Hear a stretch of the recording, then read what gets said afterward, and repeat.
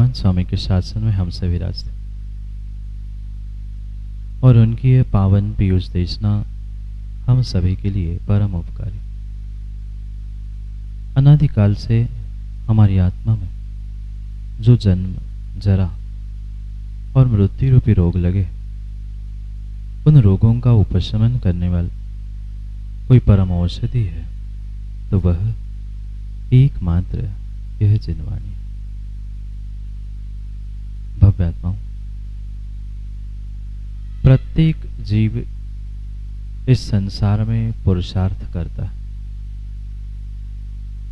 और वह पुरुषार्थ करते हुए यह जान नहीं पाता कि वह पुरुषार्थ किसके लिए कर रहा है, क्यों कर रहा है। और शायद यही ज्ञान ना होने के कारण से व्यक्ति स्वयं का काम छोड़ के दूसरों के कार्यों में, दूसरों के जीवन में झांकने का सबसे अधिक प्रयास करता है।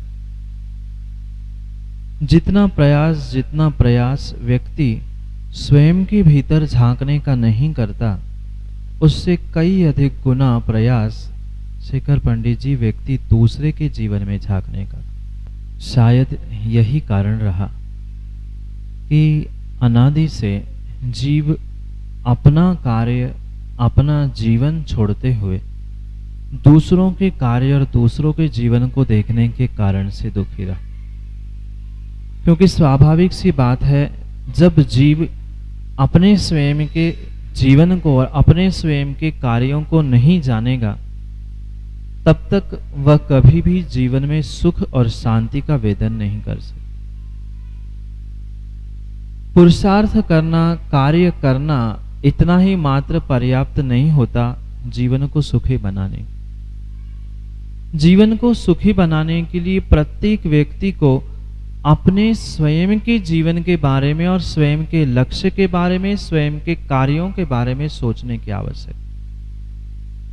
आज तक इंसानों ने, मनुष्यों ने भी यही कार्य किया। मनुष्य बनने के बाद भी स्वयं के जीवन को झांकने की जगह, स्वयं को संभालने की जगह दूसरों को संभालने का समय दिया, दूसरों को समझाने का समय दिया।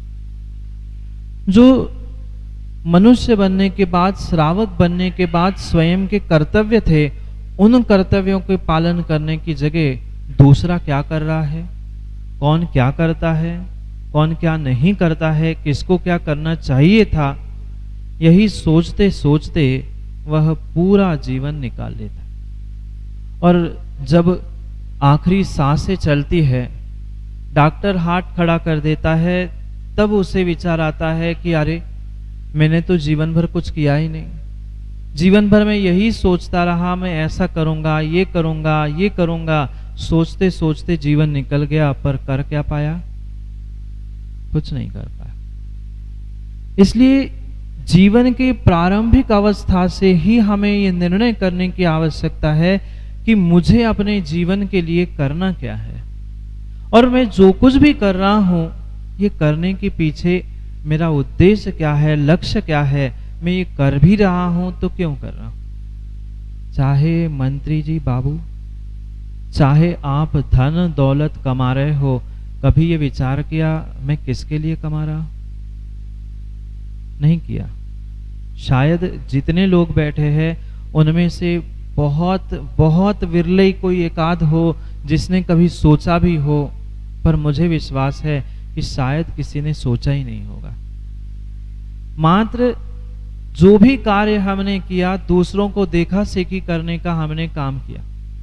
आप लोग भी तो घर गृहस्थी चलाते हैं, पूजन पाठ भी करते हैं। कभी ये विचार किया कि मैंने पूजा क्यों की? कभी ये विचार हमने किया कि हमने पैसे किस लिए कमाए? नहीं निर्णय कर पाए। और इसलिए धन दौलत, देव शास्त्र, गुरु सब कुछ होने के बाद भी आज का इंसान दुखी है। पक्का मानना, आज का इंसान मात्र स्वयं की करतूती, स्वयं की हरकतों से परेशान है। अन्य कोई में भी, किसी में भी दादा दम नहीं है कि कोई आपको परेशान कर पाए। कर सकता है? कर नहीं सकता। जब तक हम अपनी स्वयं की उस कार्य प्रणाली को, विचारों को, अपनी सोच को नहीं बदलेंगे, तब तक विश्वास मानना जीवन में कभी सुखी होने वाले नहीं है। क्या कितनी बड़ी भूल आज तक इस मनुष्य पर्याय को प्राप्त करने के बाद भी भागचंद जी जीवों ने की। श्रावक भी बना, सच्चे देव शास्त्र गुरु का सानिध्य भी मिला, धर्म करने के लिए, धर्म की क्रिया करने के लिए सुख के साधन रूपी धन दौलत भी हमें मिली, पर इसका ही बोध नहीं था कि मैं ये कर रहा हूं, किसके लिए कर रहा हूं। जो पई पई करके धन दौलत आपने जोड़ी है, किसके काम की? बाबूजी कितना साथ ले जाओगे? 1-8 करोड़, 1-8 प्लॉट तो ले जाओगे। जो बहुत सारे जगहों पर जमीन खरीद के आपने डाल के रखी है, उसमें से किसी जमीन पर आपके बाबूजी संस्कार होंगे? बोलो ना। बहुत सारों की बहुत सारी जमीन जायदाद है, क्या भागचंद जी वहां किसी के संस्कार होंगे? मृत्यु के बाद के पूछ रहा हूं, क्योंकि ये तो अटल सत्य है, जो आया है वो जाएगा, जन्मा है सो मरेगा। पर जब भी मरण होगा, बेटों से पूछ लेना, जो बहुत सारी प्रॉपर्टी और जमीन खरीद के रखी है, उसमें से किसी कोने में 3 फीट की जगह मिलेगी आपके शरीर के संस्कार के लिए?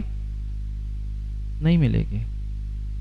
पर फिर भी मरा जा रहा है व्यक्ति, मरा जा रहा है। किसके लिए मर रहा है? पता नहीं। किसके लिए जी रहा है? पता नहीं। किसके लिए धर्म कर रहा है? पता नहीं। और जब तक ये निर्णय मान नहीं होगा, तब तक विश्वास मानना जीवन में सुख मिलने वाला नहीं है। व्यक्ति स्वयं के कर्तव्यों को छोड़कर, स्वयं के कार्यों को छोड़कर, स्वयं के जीवन को छोड़कर दूसरे में झांकता है। वो पूजा करता है कि नहीं? वो दान देता है कि नहीं? वो ध्यान करता है कि नहीं?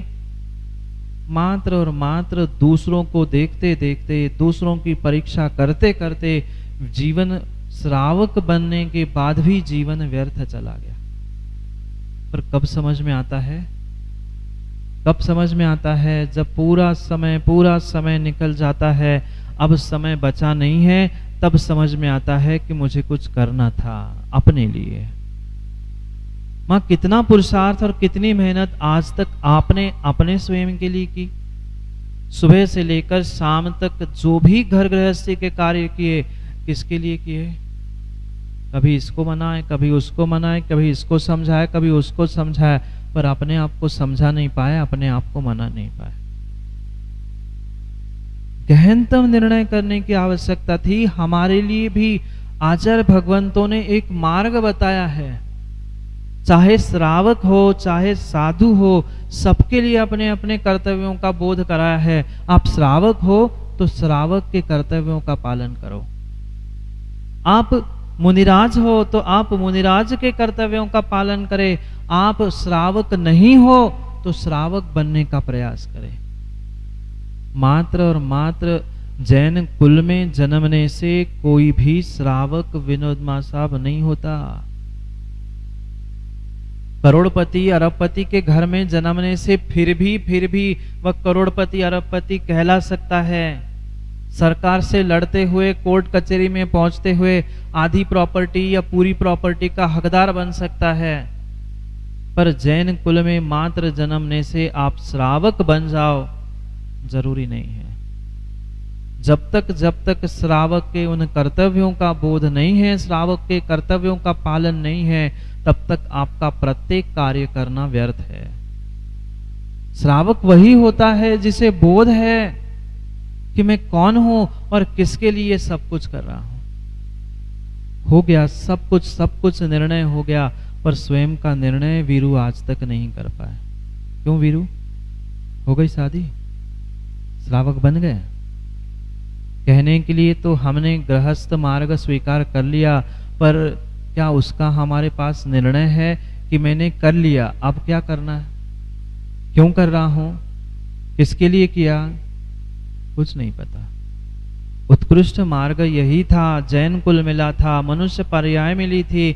हम अपने उस जैन कुल मनुष्य पर्याय को, अपने आप को धर्म के प्रति समर्पित करते हुए, सच्चे देवशास्त्र गुरु के प्रति समर्पित करते हुए मुनि दीक्षा लेते, वो श्रेष्ठ कार्य था। पर हम वो नहीं कर पा रहे हैं, उत्कृष्ट कार्य नहीं कर पा रहे हैं, तो कम से कम मध्यम मार्ग जो श्रावक के लिए कहा है, उन श्रावक के मध्यम मार्ग का भी तो आलंबन ले सकते हैं। पर कितने ले पाते हैं? मात्र कहने के लिए, समझने के लिए हम देव शास्त्र गुरु के मां भक्त तो बने घूमते हैं, पर ये निर्णय नहीं कर पा रहे हैं कि हम भक्त बने हैं तो भगवान के लिए, गुरु के लिए बने हैं कि अपने आप के लिए बने। समझ में आ रहा है मंत्री जी? हम देव शास्त्र गुरु के भक्त बन के तो घूम रहे हैं, खूब घूम चुके, पर ये निर्णय नहीं कर पाए हम भगवान के लिए, गुरु के लिए भक्त बने हैं कि अपने आप के लिए भक्त बने। जो हमारे लिए कर्तव्य, हमारे लिए आवश्यक और श्रावक बने की कथानक और बातें आचार्यों ने बताई है, वो किसके लिए बताई है? भगवान के लिए।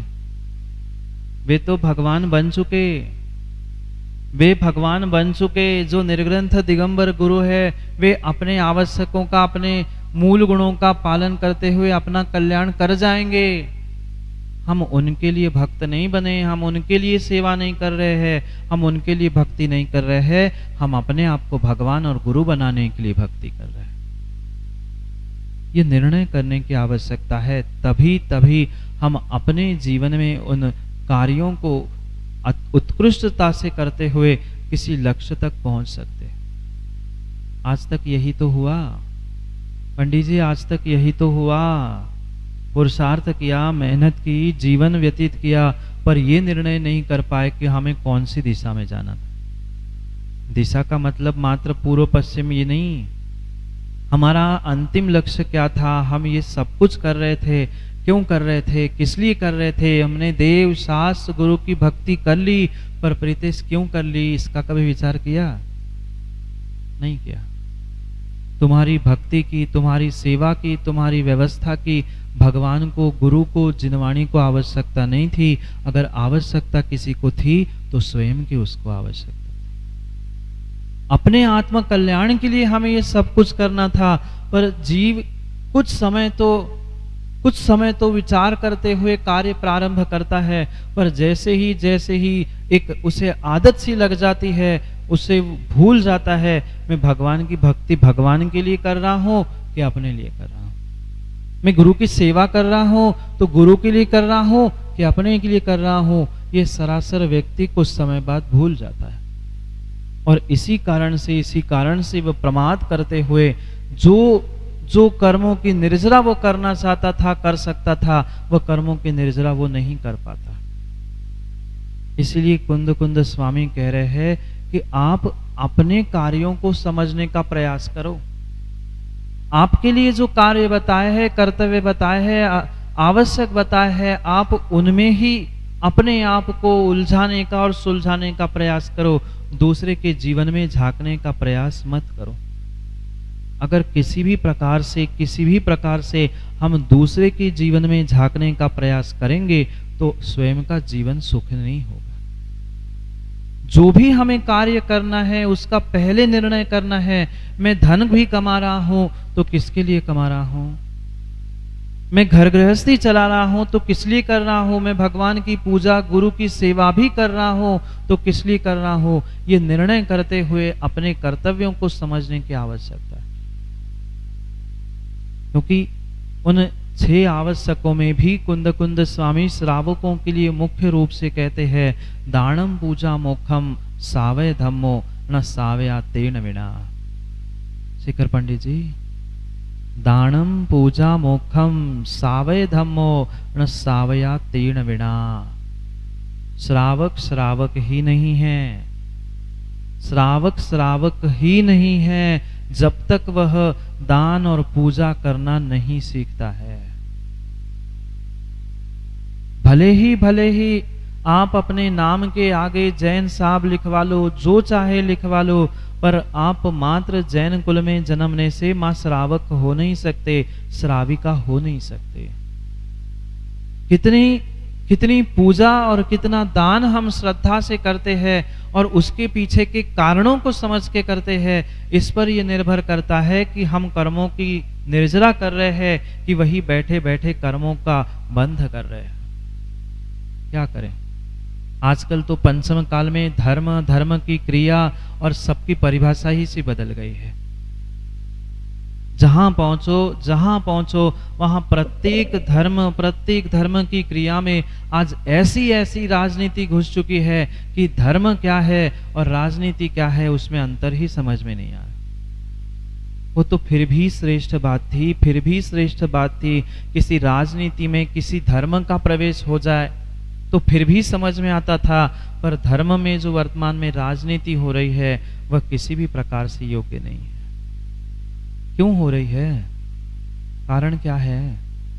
कारण यही है कि जीव आज तक ये समझ नहीं पा रहा है कि मैं धर्म की क्रिया, मैं दान पूजा आदि कर रहा हूं तो किसके लिए कर रहा हूं। दिखावे के लिए अगर हम दान पूजा कर रहे हैं तो वह किसी भी प्रकार से हमारे लिए कार्यकारी कारण हो नहीं सकता भगवान बनने के लिए, सुखी बनाने के लिए।